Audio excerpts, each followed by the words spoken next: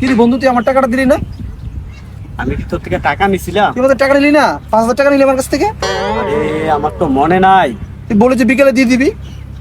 আচ্ছা মনে হয়েছে তবে টাকা হাওলাত নিলে কিভাবে টাকা আদায় করা লাগে তুই মনে হয় এটা জানোস না।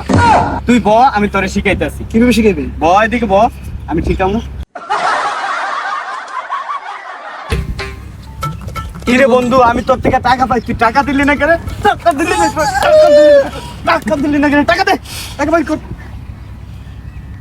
বন্ধু টাকা তো আমি পাই, তুই টাকা আমার কাছে দিতেছ। ও তুই তো শিখেছিস।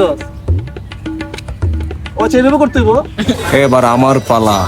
এর বন্ধু তুই টাকাটা দিলি না? আরে বন্ধু তুই টাকা পাস, এই লো তোর টাকা।